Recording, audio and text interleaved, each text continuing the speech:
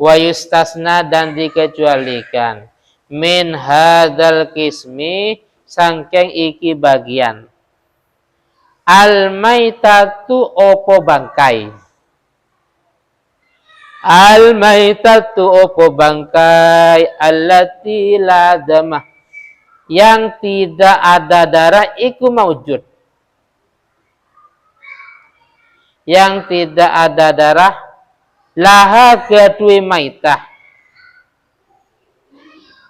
La damah yang tidak ada darah iku maujud laha kedui maitah. Maitah ini bangkai. Sailun yang mengalir. Sailun yang mengalir indah qatliha. Nalaikani dibunuhnya maitah. Nalaikani den pateni maitah. Au syakki udwin utawa di bedahnya anggota. Atau di bedahnya anggota minha sangkeng maitah kazubabi seperti lalat. Kazubabi seperti lalat illam tutroh. Illam tutroh namun tidak dilempar, tidak dibuang opo zubab atau maitah sama saja ya. Maitah itu bangkai. Illam tutroh namun tidak dilempar, tidak dibuang opo maitah fihi ing dalam banyu. Fihi ing dalam banyu walam tughayyir dan tidak merubah opo maitah. Walam tughayyir dan tidak merubah opo maitah hu ing banyu. Wa kadalan iku koyok mongkono ma'fu atau diampuni an-najasatu utawi najis. An-najasatu utawi najis allati la yudriku yang tidak melihat. Allati la yudriku yang tidak melihat ha ing najasah di depannya tinggal dikasih tanda. Ha ing najasah at-tarafu opo pandangan mata. At-tarafu opo pandangan mata. Fakullun mongko utawi setiap. Fakullun mongko utawi saban-saban minhuma sangking. Bangkai dan najis. Bangkai dan najis. Bangkai yang darahnya tidak mengalir.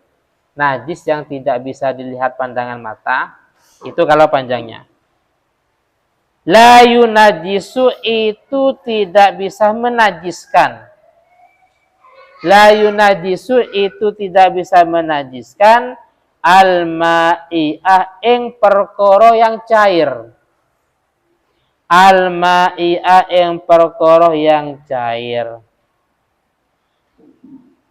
Wa yustasna dan dikecualikan. Wa yustasna dan dikecualikan aidon halimane. Suwarun opo piro-piro contoh. Opo piro-piro contoh mazkuratun yang disebutkan. Mazkuratun yang disebutkan fil mabsutoti ing dalem. Piro-piro kitab yang luas penjelasannya. Ing dalam piro-piro kitab yang luas penjelasannya.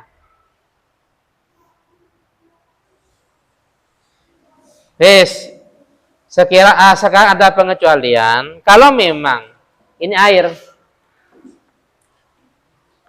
Hasan, ini air.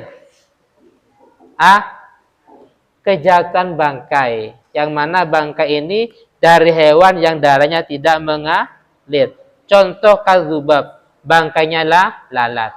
Hasan pagi-pagi ngopi, minum teh sama istrinya, sambil baca koran, menikmati pagi hari. Terus ada lalat, jatuh sendiri. Bagaimana? Tehnya nggak boleh dibuang, kopinya nggak boleh dibuang, lanjut minum, dihabisin. Paham ya? Yang tidak mengalir, lalat. Semut, kira-kira darahnya ngalir nggak semut? Apalagi? Yang di kepala apa? Kutu. Terus pas nyantai, jatuh dari kepalanya. Nah. Kecoa kira-kira ngalir nggak? Oh, sama berarti. Waktu nyantai, terus langsung kecoa masuk. Bagaimana? Ini nggak boleh dibuang. Ini namanya makfu apa? Makfu diampuni. Tapi catatan pertama, hewan itu ini kan bangkai. Apa bangkai? Bangkai itu hewan yang mati tanpa disembelih. Ini bangkai. Yang kedua, karena darahnya nggak mengalir. Yang ketiga, karena jatuh sendiri, bukan dibuang. Plung. Jadi iseng-iseng umpamanya Husain nyantai sama istrinya, coba diambilkan semut itu, dibunuh plus dimasukin, pleng umpamanya. Lah itu namanya nggak makfu. Paham ya? Tidak makfu. Kenapa? Karena dicampur sendiri, karena dimasukin. Jelas ya? Untuk lalat, catatan untuk lalat ini secara hadis. Lalat itu kan punya 2 sayap. Paham ya? Kalau memang jatuh, kita harus pintar untuk mengelola. Artinya apa artinya?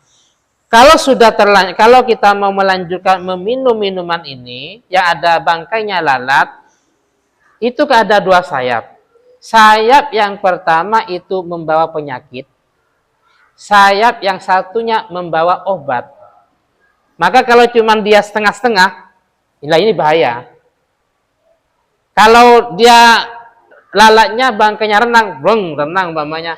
Ini sayap satunya bawa penyakit, ternyata sayap satunya bawa obat. Kalau cuman yang nyentuh ke air cuman yang satunya, ini khawatir sayap yang bawa penyakit. Cuman kalau saya pribadi wis dibuang aja ya. Kalau saya nggak paham, kalau kalian.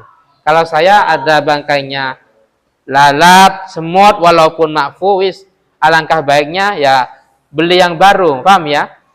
Beli yang baru. Ini terkait penjelasannya adalah bangkainya hewan yang memang tidak mengalir darahnya inda qatliha aw syaqi utwin miha. Ketika kita mau membedah anggotanya, darahnya nggak mengalir, atau ketika kita mau membunuhnya, maka hewan yang semacam ini makfu. Makfu dalam air, begitu juga dalam sholat, tapi catatan tanpa ada kesengajaan. Ternyata sholat di sakunya ada bangkai semut, bangkai lalat, ya nggak apa-apa. Kalau memang kita nggak sengaja bawa semut, tapi kalau sengaja, ini apa? Tabungan bangkai semut, dimasukin semua terus sholat. Lah namanya sholat membawa bangkai sengaja, karena sengaja sholatnya tidak sah karena ada bangkainya. Bedanya kalau tidak sengaja ya, seperti ada jerawatnya digaruk sengaja, akhirnya keluar darah, itu nggak makfu. Tapi kalau memang keluar dengan sendirinya, maka hukumnya makfu.